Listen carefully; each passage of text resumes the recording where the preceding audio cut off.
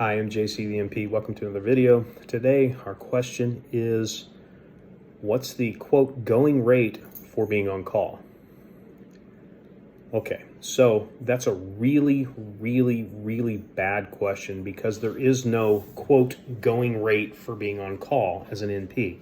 Okay, call is a function of your job often, and you most of the time get reimbursed for that call, and you should be getting reimbursed if you're taking call. It should be part of your reimbursement package. Now the question is, how do you get reimbursed for that call?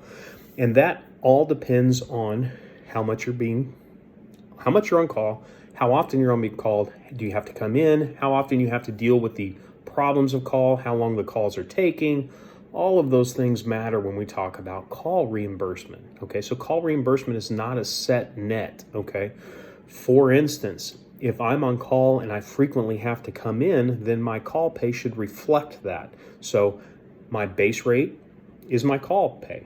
If I'm on call and I have to get called in frequently, for example, if my base rate is $10 an hour and I'm on call, then my call pay is $10 an hour. Does that make sense? Now, if I'm on call but I don't have to come in frequently, then maybe I take 50% of my hourly rate to be on call, okay? And I'm getting $5 an hour to be on call. Now, if I am on call frequently and have to accept calls frequently, then I can do an option to do a quarter or a third if I don't have to come in, or there's other options that include just increasing your base salary to cover that compensated call time. You don't necessarily have to have, quote, call pay. That's an additional compensation factor. Roll it into your annual salary. So instead of getting paid $100,000 a year, maybe the call is worth $10,000 a year to me, so I'm getting paid $110,000 instead. There's not a, quote, going rate for call. It's just not a thing because nobody does call pay the same. Everybody is different in the way that they reimburse this. You can do a per call pay. Say every call I take costs $20. And then you just have to keep a log of the times you were called, and you generally with that log you turn in your call numbers, so your phone bill essentially.